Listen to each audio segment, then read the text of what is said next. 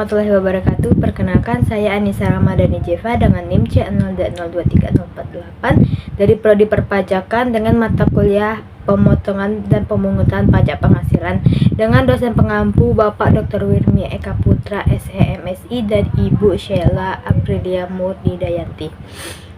Di sini saya akan memaparkan materi pemotongan PPh pasal 22. Pengertian pemotongan PPh pasal 22. Pajak penghasilan pasal 22 merupakan pajak yang dipungut oleh bendaharawan pemerintah, baik pemerintah pusat maupun pemerintah daerah, instansi atau lembaga pemerintah dan lembaga-lembaga negara lain berkenaan dengan pembayaran atas penyerahan barang dan badan-badan tertentu baik badan pemerintahan maupun swasta berkenaan dengan kegiatan di bidang impor atau kegiatan usaha di bidang lain. Pajak penghasilan dibayar dalam tahun berjalan melalui pemotongan atau pemungutan oleh pihak tertentu. Selanjutnya, pemotongan atau pemungutan akan menyetor dan melaporkan pajak yang telah dipungut atau dipotong. Objek, tarif, dan cara pemungutan PPh pasal 22 yang ada kegiatan ekspor dan impor. Objek dan tarif PPh pasal 22. 1. Barang tertentu dikenakan PPh pasal 22 sebesar 10% dari nilai impor. Yang kedua, barang tertentu lainnya bisa dilihat dari lampiran 2 Peraturan Menteri Keuangan Nomor 34 per Peraturan Menteri Keuangan 10/2017 dikenakan PPh pasal 22 sebesar 7,5% dari nilai impor. Yang ketiga, kedelai, gandum, dan tepung terigu dikenakan PPh pasal 22 sebesar 0,5% dari nilai impor dengan menggunakan angka pengenal impor atau API. 4. Barang selam barang tertentu. Barang tertentu lainnya seperti kedelai, gandum, dan tepung terigu yang menggunakan angka pengenal impor dikenakan PPh pasal 22 sebesar 2,5% dari nilai impor. 5. Barang selain barang tertentu. Barang tertentu lainnya kedelai, gandum, dan tepung terigu yang tidak menggunakan angka pengenal impor dikenakan PPh pasal 22 sebesar 7,5 dari nilai impor. Yang keenam, barang yang tidak dikuasai tidak dikenakan PPh pasal 22 sebesar 7,5% dari harga jual lelang. Cara pemungutan PPh pasal 22-nya, pemungutan pajak penghasilan pasal 22 atas impor, barang dilaksanakan dengan cara penyetoran importir yang bersangkutan oleh Direktorat Jenderal Bea dan Cukai ke kas negara melalui kantor pos, bank devisa, atau bank yang ditunjuk oleh Menteri Keuangan. Pemungutan pajak penghasilan pasal 22 atas ekspor komoditas tambang batubara, mineral logam, dan mineral bukan logam dilaksanakan dengan cara penyetoran oleh eksportir yang bersangkutan ke kas negara melalui kantor pos, bank devisa, atau bank yang ditunjuk oleh Menteri Keuangan. Pembelian barang oleh bendaharawan pemerintah. Objek dan tarif PPh pasal 22. 1. Berkenaan dengan pembayaran atas pembelian barang yang dilakukan. 2. Bendahara pemerintah dan kuasa pengguna anggaran sebagai pemungut pajak pada pemerintah pusat, pemerintah daerah, instansi atau lembaga pemerintah dan lembaga-lembaga negara lainnya. 3. Bendahara produksi dengan mekanisme penyediaan uang KPA atau kantor penerbit surat perintah pembayaran yang dikuasakan oleh KPA mengenai pembayaran kepada pihak ketiga yang dilakukan dengan mekanisme pembayaran langsung. Dikenakan PPh pasal 22 sebesar 1,5% dari harga pembelian tidak termasuk pajak pertambahan nilai. Cara pemungutannya, pemungutan pajak penghasilan 22 wajib disetor oleh pemungut pajak ke kas negara melalui kantor pos, bank devisa, atau bank yang ditunjuk oleh Menteri Keuangan dengan menggunakan surat setoran pajak yang telah diisi atas nama rekan serta ditandatangani oleh pemungut pajak. Berikutnya ada pembelian barang oleh BUMN dan badan usaha tertentu. Objek dan tarif PPh pasal 22 berkenaan dengan pembayaran atas pembelian barang atau bahan untuk keperluan usaha badan usaha tertentu yang meliputi 1. Badan usaha milik negara, yaitu badan usaha yang seluruh atau sebagian modalnya dimiliki oleh negara melalui penyertaan secara langsung yang berasal dari kekayaan negara yang dipisahkan. Badan usaha dan badan usaha milik negara yang merupakan hasil dari restrukturasi yang dilakukan oleh pemerintah dan restrukturasi tersebut dilakukan melalui pengalihan saham milik negara kepada badan usaha milik negara lainnya. Dikenakan PPh pasal 22 sebesar 1,5% dari harga pembelian tidak termasuk pajak pertambahan nilai. Cara pemungutannya, pemungutan PPh pasal 22 wajib disetor oleh pemungut ke kas negara melalui kantor pos, bank devisa, atau bank yang ditunjuk oleh Menteri Keuangan dengan menggunakan surat setoran pajak. Pemungut wajib menerbitkan bukti pemungutan pajak penghasilan pasal 22 dalam rangkap 3, yaitu 1.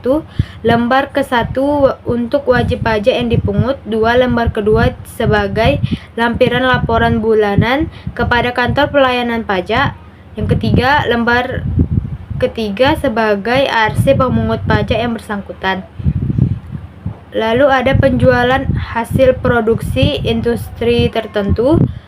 Objek dan tarif PPh pasal 22 atas penjualan hasil produksi kepada distributor di dalam negeri oleh badan usaha yang bergerak dalam bidang usaha industri semen, industri kertas, industri baja, industri otomotif, dan industri farmasi. 1. Penjualan semua jenis semen sebesar 0,25%. 2. Penjualan kertas sebesar 0,1%. Ketiga, penjualan baja eceran 0,3%. Penjualan semua jenis kendaraan bermotor beroda 2 atau lebih, tidak termasuk alat berat, sebesar 0,45%. 5. Penjualan semua jenis obat sebesar 0,3% dari dasar pengenaan pajak pertambahan nilai. Cara pemungutannya sama seperti pembelian barang oleh BUMN dan badan usaha tertentu. Berikutnya ada sifat pemungutan. Pemungutan PPh pasal 22 dapat bersifat final dan tidak final. Pemungutan pajak bersifat final artinya pajak yang telah dibayar oleh wajib pajak melalui pemungutan oleh pihak lain dalam tahun berjalan tersebut tidak dapat dikreditkan pada total PPh yang terutang pada akhir suatu tahun pengisian SPT tahunan PPh.